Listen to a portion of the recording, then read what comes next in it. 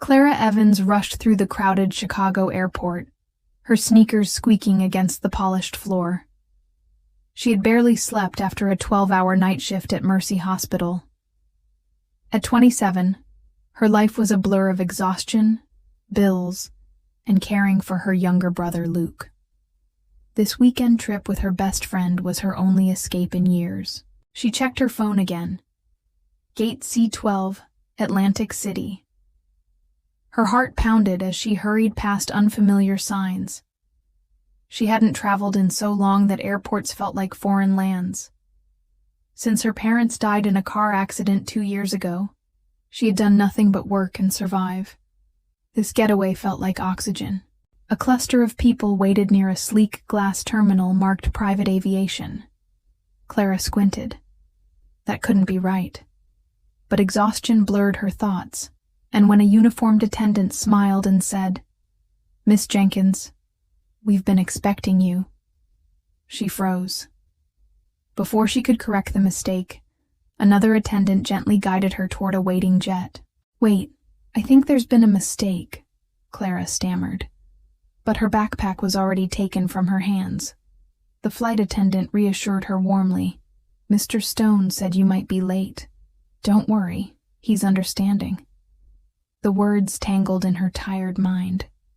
Her friend Megan was boarding elsewhere, but Clara was being swept onto luxury. The jet's interior stole her breath. Cream leather seats, polished wood, and a quiet hum unlike any commercial flight she'd known. She had expected cramped seats and loud families heading to casinos. Instead, she found herself in a palace with wings.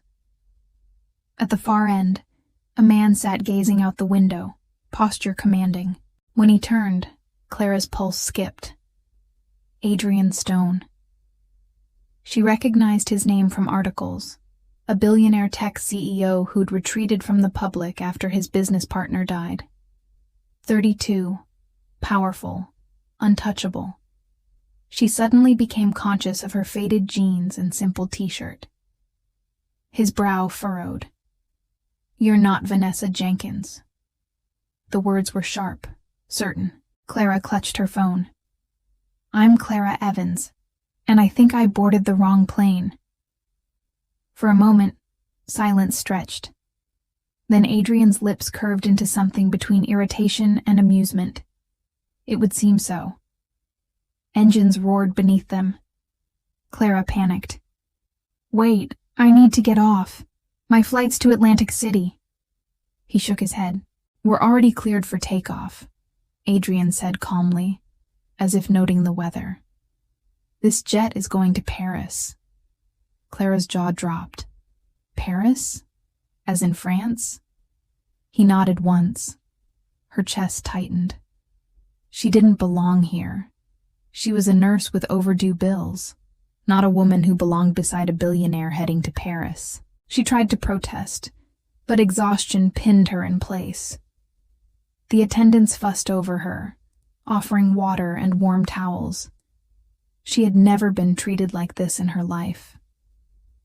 Adrian's eyes studied her quietly, his expression unreadable. Clara's world spun. This was impossible. She wasn't supposed to be here. Yet the jet ascended.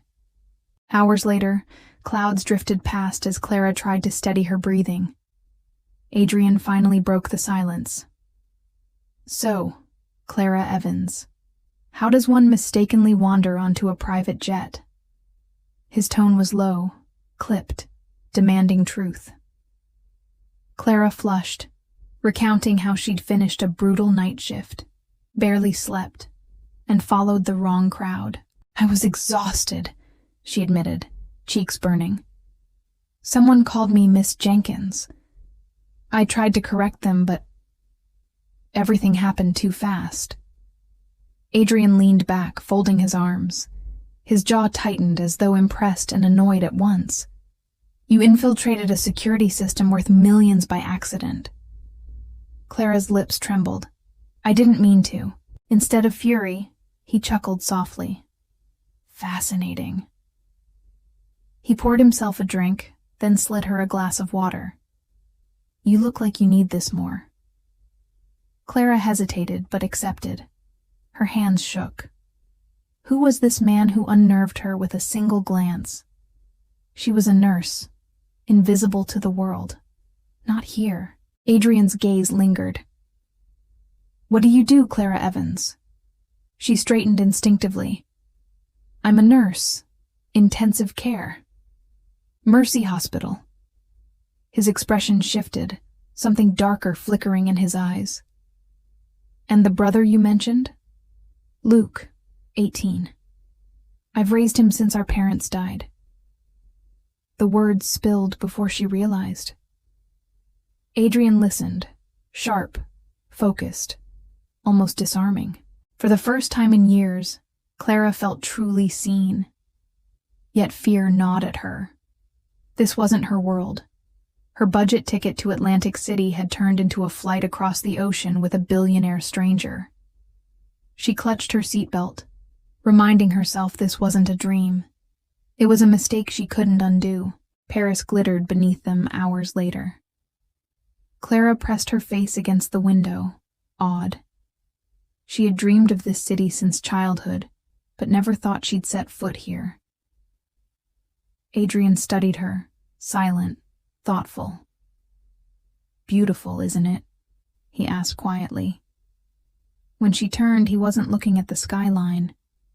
He was looking at her. They arrived at a hotel Clara couldn't have afforded in a lifetime. Chandeliers sparkled overhead, marble floors gleamed. Adrian gave instructions in fluent French, requesting a suite for her beside his.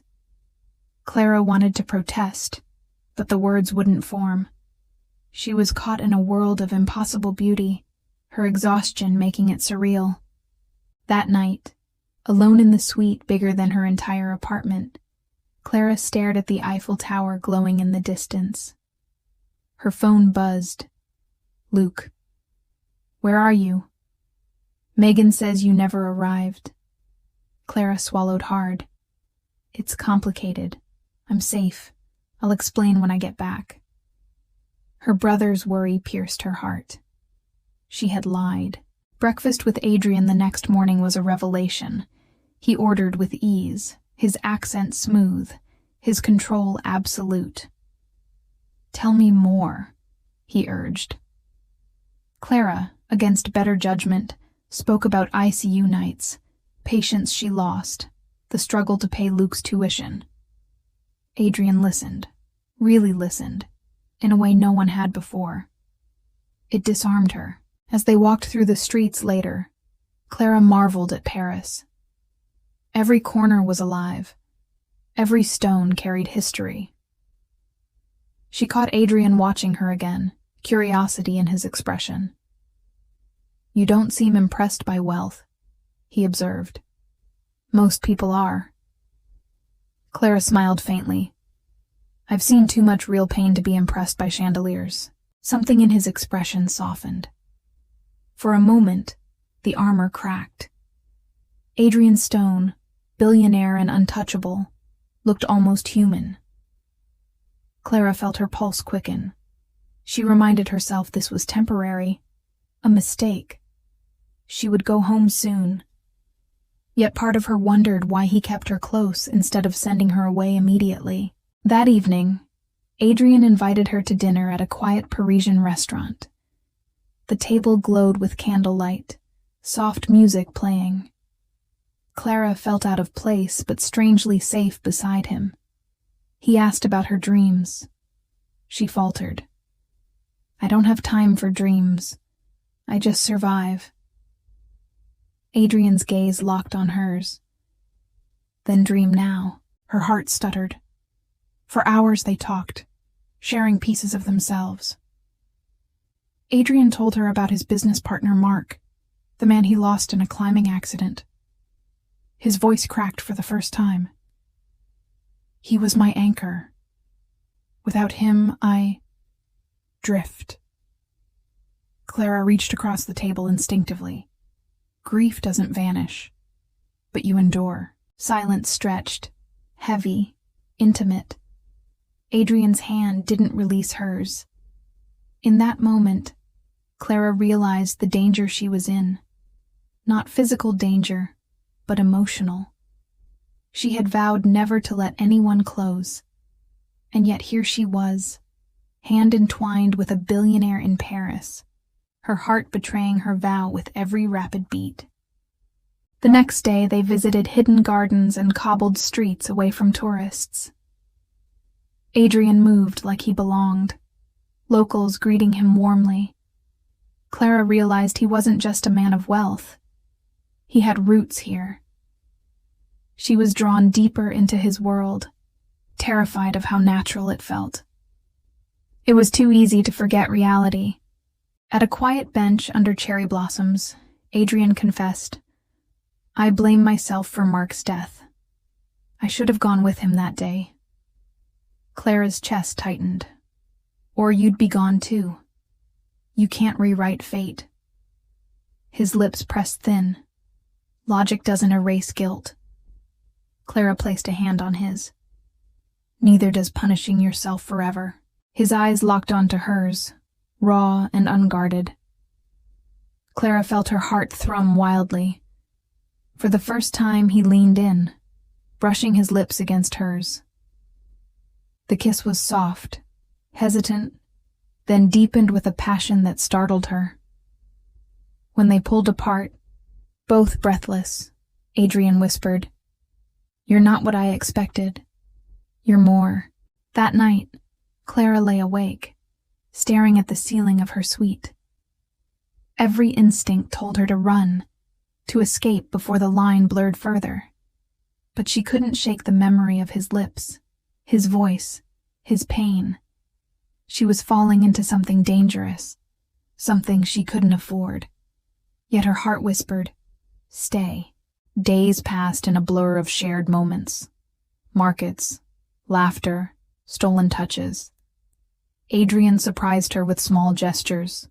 Fresh clothes in her size, a necklace simple but elegant. Clara resisted at first, then gave in. She couldn't deny the warmth building between them. Yet guilt lingered. She wasn't Vanessa Jenkins. She was just Clara Evans. Adrian's cousin Daniel entered the picture, suspicious and cruel. He cornered Clara, his smirk cutting deep. "You're not who you pretend to be. Adrian will find out, and when he does, you'll regret ever stepping foot here."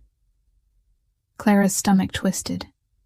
She tried to act composed, but inside fear spread like wildfire. Secrets had power. One evening, a storm rattled the windows. Adrian stood by the fire, tension in his jaw. Clara entered quietly. "What's haunting you?" she asked. He turned toward her, expression unreadable. "That I might lose something I didn't mean to find."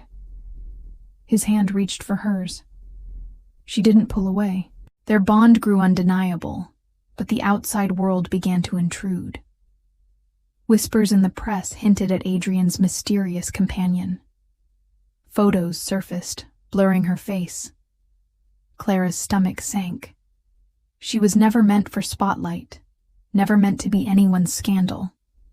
Adrian, however, faced it head-on, telling her, "They see gossip, I see you."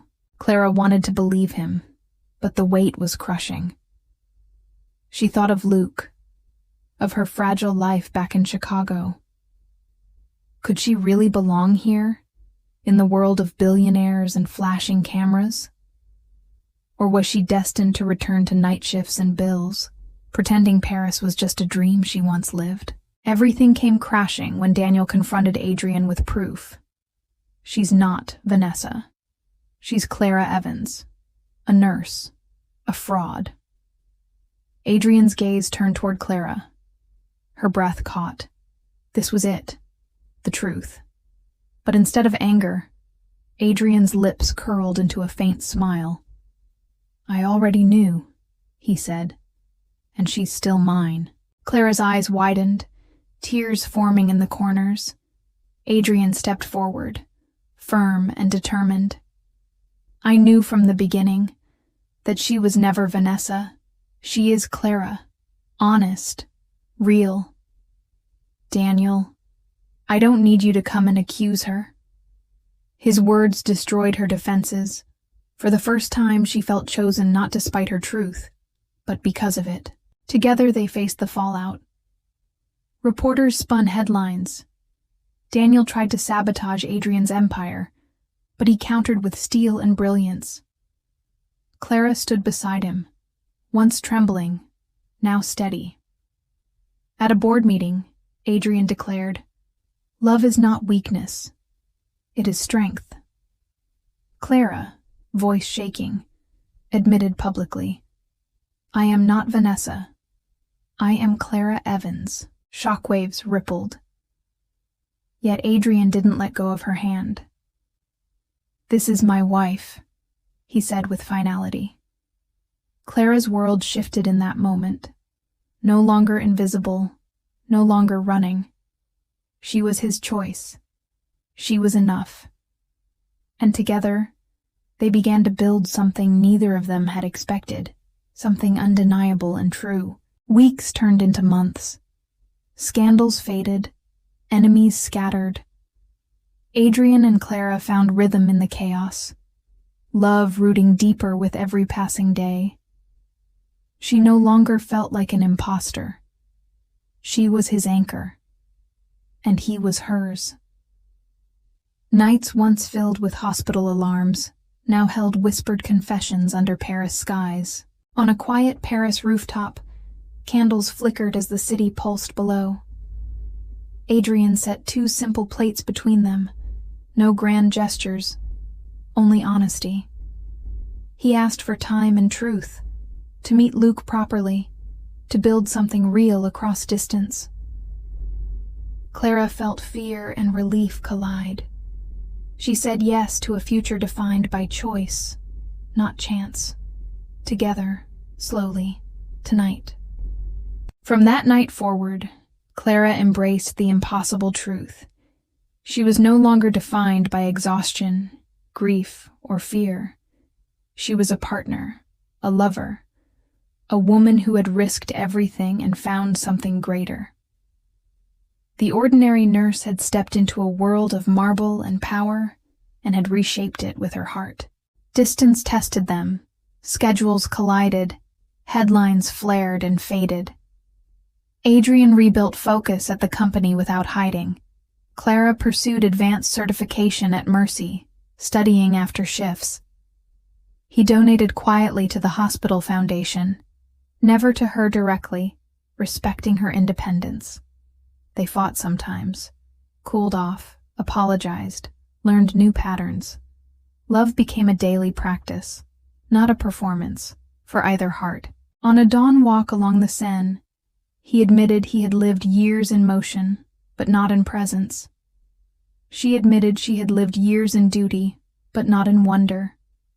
They traded grand plans for ordinary rituals, coffee before meetings, voice notes between rounds, a shared playlist on flights. Little things stitched distance into closeness every single quiet day. Their story spread beyond headlines, whispered in boardrooms and cafes alike. People saw scandal, others saw destiny.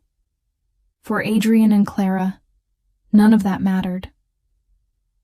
What mattered was the way he reached for her hand at night, and the way she leaned into him, choosing him every single day. Love was their empire now. Now tell me, if chance sat you on a stranger's jet, would you run back to safety, or lean into the mystery even while scared, even while tired? Would you claim your truth before the world could twist it? Share your thoughts in the comments.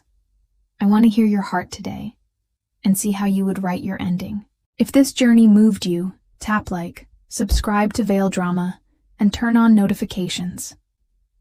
New stories arrive every week, filled with romance, tension, and redemption. Save this video to watch again, share it with someone who loves Paris and second chances, and stay with us. The next story might change your life, or simply brighten a hard day ahead.